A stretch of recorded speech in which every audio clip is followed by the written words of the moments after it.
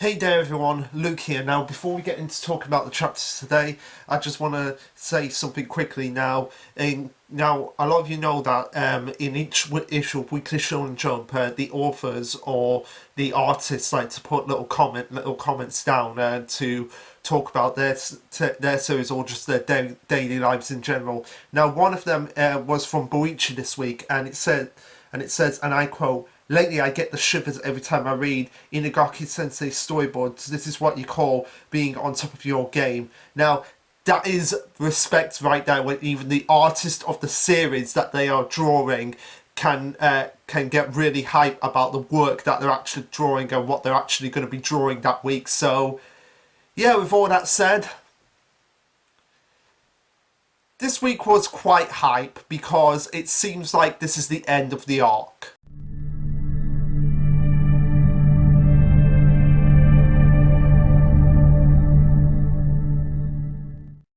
Okay, so this will be chapter 193 titled Our Stone World. Now, doesn't that sound like the title of like what's going to be the title of a volume cover or an episode title? Now, somebody actually mentioned on Twitter that based on what happens in this chapter, this could actually be potentially the end of series 4, and yeah, if they do get that far, I could potentially see that being the end because it ends on a massive cliffhanger, and it kind of like does like a little soft reboot of the series up until this point. Now we'll get into the ending of the chapter and how much time has passed when we get to the end. But for now, let's just go back to the beginning of the chapter. All right, so it starts off with Chelsea and Luna, which thank God they actually brought this up because I was mentioning this throughout the last few chapters. Like, they're going to come back at some point, and now I thought they were going to do something completely different from what actually happens. But as I've just said, what actually happens is completely different. Which again, Doctor Stone going out of the box to kind of subvert my expectations and kind of get me predicted of where it's actually going to go. But yeah, they see the light and they're like, this has got to be the petrification being that happened thousands of years ago. But of course, us being us and us being the backup to what Suiko is going to be, we've got the revival fluid, so we're just going to actually throw it on top of ourselves and revive ourselves once the petrification beam hits us. And Luna's like, damn right, and since I am such a smooth operator, eek! I mean, I'll try my best, but I don't know. And she had one job to do, and she blew it. Like, she literally threw up in the air, but she threw it too hard that it actually threw back, and it actually landed on the other side of where they actually were, and actually smashed all the revival fluid bottles. So they have absolutely no chance of getting revived at this point. Which, Luna, you had one job to do. Really? We then come back over to Cena, which he is able to identify that's the Calamity from some millennium ago, and that it's actually going to be appearing to them in 56 seconds. Perfect replica phenomenon, and it's truly elegant. Like, he's still going on with that catchphrase of being truly elegant, but I guess that's his thing. But we get into more of Sinu's philosophy here of like why he's sort of like being helpful to Senku, but at the same time not giving him away too much information during this time that they've spent together. As he goes, the fools of society have no interest in the sheer amount of beauty of new sights. Their petty power squabbles only got in my way, which he's not really wrong. Like, people are so fixated sometimes on just having power struggles that they tend to forget on the actual beauty of, like, this is new science, this is new technology that can gravitate us into a new world. And he questions that if Senku and him were to join, they could have created this own new world and they could have let it proper. And yet Senku was like, I am against that, and he wants to know why. But before we can get Senku's answer to Cena, we cut over to Stanley, who's debating to himself about what he should do at this point. If Senku and his friends are planning to douse one of them with the revival fluid to claim victory, but a shot from him could send the bottle flying off. With the fluid lost, humanity will be doomed forever. And this is kind of like the mental battle that's going on in his head. It's like, if I shoot it, then then all of humanity might be doomed forever, rather than letting Senku's forces claim victory. But at the same time, it could be a well-placed shot and revive on one of their people, and that would be their win. And he's kind of debating that if he doesn't shoot, they'll definitely lose. But if he shoots, it's all but guaranteed to destroy humanity. But it's their one chance. But it's their one chance of winning. And he proceeds to point at the revival fluid, but he's still debating in his mind about whether or not it's worth taking the risk. Which you've got to give Stanley. You've got to give Stanley credit on that front, in the sense that he's very cautious about things, and he's very much a strategist at times. It's like, okay, I need to think about this logically. What's the best option to come out of this at this point? We come back over to Senku and Sinu, as Sinu says, "You and I from the onset were so alike," and we get a flashback of not just Senku and Taiju, but also Sinu and Stanley. And I love this because it's showing just the amazing parallels between Senku and Stanley, and how Senku and Sinu, and how they're so much alike. How they had a best friend that was always there and supporting them no matter what. Although in Stanley's case, it was probably more of the fact that, yeah, I'll support him because not only is he my best friend, but he's also the guy that I'll probably be in a relationship when I get older. But again, I just love that parallel that they have, just seemingly side by side all the time, having so much alike, which gets me thinking again that they have to be related in some way. Senku and Sinu have to be related in some way. I don't know, maybe distant cousin. But at the same time, the fact that, again, you cannot look at this image right here and say that, come on, they look too alike to be just a coincidence. But anyway, that's just a theory that I have. It's something that I've had in the back of my mind ever since Sinu showed up, because when he first showed up in the Corn City, New America City arc, you couldn't help but think, like, hang on, this guy looks eerily similar to Senku in terms of his physical design. But anyway, that's something that that hopefully will be explored a little bit later. But if it isn't, then that's just a theory that I had, and it's probably going to go out of the window. And also as well, another theory that I had that went completely out of the window is that, okay, one Medusa can petrify the whole world, which again gets me asking the question, why bother with the giant ass pyramid in the first place? Why, man? Unless you were just trying to show off to everyone. So Sino asks again, why don't they walk the same path? And Senku's response to this is that, like I told you 10 years ago, okay, technically you told him 3,700 years ago, but I get what you mean, Senku. It's like the last time you met, like, chronologically in age, it was 10 years ago, so I get what you were saying there, but technically it was 3,700 years ago. He had no interest, he didn't have any interest of ruling over everyone, and the truth is that Senku's people and him are just full of desires. We get a nice shot of Ryusui, what looks like he's smiling before being petrified. Senku goes on to say, instead of taking the world as it is for ourselves, we rather craft the world into a future. That's what gets me excited. So when all is said and done, no, this is Sinu talking, but I guess Sinu at that point kind of like realised, like, actually, yeah, rather than ruling the world as a dictator, it's kind of more fun and more exciting to actually flourish and craft the world into a new future. That's kind of like what Senku was probably trying to teach him. It's like, it's more better Sinu as scientists to try and craft the world into a new future and bring forth new technology, rather than just rule over everyone because of petty little power struggles. Because in a way, Sinu's being kind of hypocritical by saying, like, where is it? In a way, Sinu's being kind of hypocritical by saying the fools of society had no interest in the sheer beauty of science, that petty power squabbles only got in my way. Well, it's kind of like what you're doing right now, your petty power squabble of wanting to rule the world as a dictator, and Senku not abiding by that and wanting to kill him because of that power squabble. That's kind of being a bit hypocritical there, Sinu. But anyway, I think Senku has kind of like made him realise, okay, yeah, it's more exciting to see the world be crafted into a new future rather than ruling over it as a ruthless dictator. Xenu responds to Senku by saying, when all is said and done, all of you are actually the greedy ones, and yeah, they are kind of greedy because they want to see the world for themselves. Well, they're going to be on hold for a little while because they're all being petrified at this point. As Senku goes, goodbye for now, Xenu. Could be days, could be years until humanity survive again, but we'll meet again. So until that day, see you. As both of them are petrified. So you know what this means?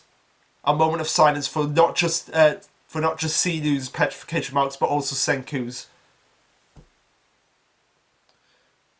Senku, yeah, petrification marks lasted until chapter 139. So looks like you're going to be having to put the war paint on when you're eventually revived. Although now that I think about it, like maybe there will be some like little cracks being formed when they do revive, because based on the end of this chapter, it is a few years since this whole chapter happened. Like we do a time skip into the future, so there's a few years past. So maybe there will be a few little cracks, but not as obvious as the ones. Like I'm looking at my Senku figurine here, not as the ones obvious as the ones that Senku had on his face at this point.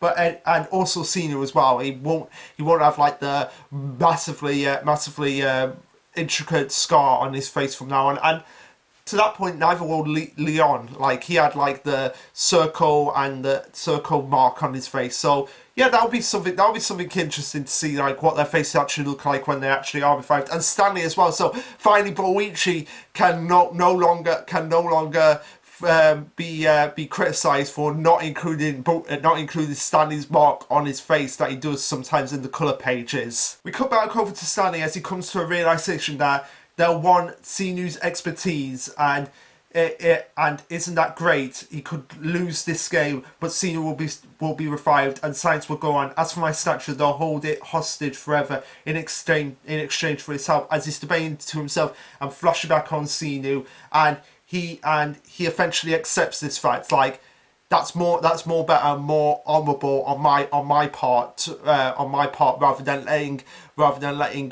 the ability of science to move the world forward be diminished by actually chasing down Senku and destroying him. So as long as they agree for Xenu's help in exchange for my statue, I'll be fine with that. And you gotta give Stanley some credit. He's very loyal to Xenu. It's like he's putting his life on the line just more so that to help his childhood friend or possibly his lover at this point, to make his dream move forward more than his own desires. As he accepts his defeat and he goes, "You kids won this war," and something that I was really excited about. Like this was mentioned in the last chapter, but now we're finally getting to see it. We cut back over to not just Treasure Island, but Ishigami Village, as everyone sees the petrification beam from those two locations coming at them. And Soyuz turns to his father, who is obviously deceased at this point. Even if they revived him, he'd still be deceased. He goes, "Thank you for your teachings, father," as he instructs everyone that they don't want to break while they'll be petrified. So everyone put up defensive positions, which is actually really good on their part, really smart, so that they can actually be revived at some point when we actually go and do the backtracking that people have been mentioning. That's probably going to be happening soon enough in the upcoming chapters. We get the ending of the petrification beam as we see the moon staring down at the Earth. Now, this would have been a perfect opportunity to give us like some indication of just a little glimpse of what the Y-Man actually is, rather than just completely just teasing us at that point. Like you see the moon and the Earth, but you don't see the Y-Man on the moon. So it's like, come on, you're just teasing us at this point, Inagaki and Boichi. Just give it to us. What does the Y-Man actually look like? But anyway, after the petrification beam happens, obviously for some reason, it affects birds and. Oh my god, I've just realised something. I have just literally realised something. Those swallows or birds that Senku actually revived back in Stonewall at the beginning of the series, so they're going to be petrified again as well. So you can imagine how sucky that's going to be for them. Like, we're free in this brand new world. Oh my god, what is that? Oh, we're petrified again. I don't think people have realised that those birds that Senku actually freed in Stonewall, and particularly those birds that it freed when he was fighting Hyuga, they're going to be petrified again as well. But anyway, for some reason it's just birds and humans, but not dogs and pigs, as we see Chalk, the little dog, the little pet dog that's in Ishigami Village, like. So yeah, this confirms like he was left behind. So Suika didn't have her pet on board, and neither did she have her pig, Serigu. I can't pronounce his name. The pet pig that Suika has. So we see them two, and they're just frantically running around trying to get everyone's attention, but they don't realise what is actually going on. As we see Chalk, oh, bless his little heart. We see him actually crying over the fact that so many people, but particularly Mirai, are actually petrified at this point and can't actually speak to them. But we see them teaming up, and we see them going off with each other as we get the end of the chapter, which reads, "On that day, every human on Earth turned to stone." Yes, on that day. Now, before we get into the ending of the chapter, I just want to say one thing. Party Jam said that this probably means that his theory of other people being broken out along the time in other continents, they're going to be petrified again, and that is true. But it just says on that day, every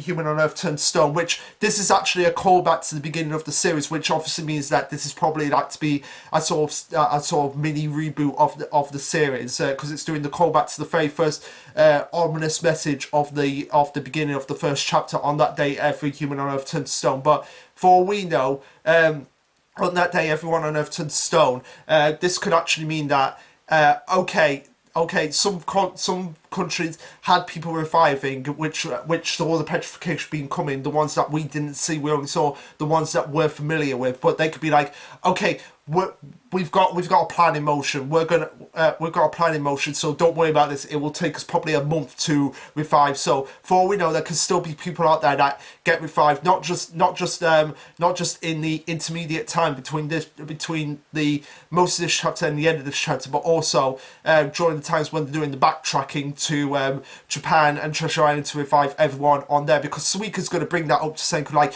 we have to go back to Japan, we have to go back to Treasure Island, we have to revive them, and also they have to keep that Medusa away from any signal ever. But maybe after this whole petrification room, that Medusa is probably out of power now, the one that's back in Corn City, because if you think about it, if that was still not out of power, then it'll be the end of the series, because the White Man's message would be still picking up from Joel's watch, and it would still be just petrifying all the time. So it's probably out of power. It's probably a one-time thing that they can do, and then the battery completely burns out. So they've got to be extremely careful not to let that Medusa, if they do decide to activate it again in the future, to keep it away from any communication tool whatsoever, unless it's in small doses. Continuing on, the narration says, however, this time around, the stone statues knew that before long, or perhaps in the far future, a day would come when they would be revived. And obviously, I'm saying and obviously this kind of goes to my theory that maybe in some continents they already have a plan in motion to actually revive them after probably about a month or two. So a month or two into this time skip, as Senku says, now then, time to start the counting, as we see one cycle of the season pass and another cycle of the seasons pass, and going down to another cycle of the seasons, as we see Chalk and the pig grown up a little bit, and that's where the chapter ends. Now the big question is how much time has actually passed, because if we look here with them, they don't look that much older from when they were in the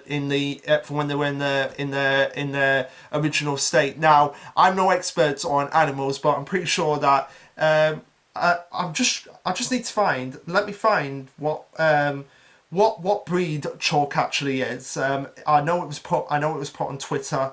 Let me just give me a moment, because I know Chelsea on the Chalk, she actually.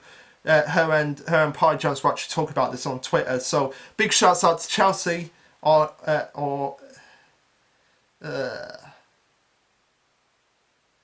sorry about this, guys.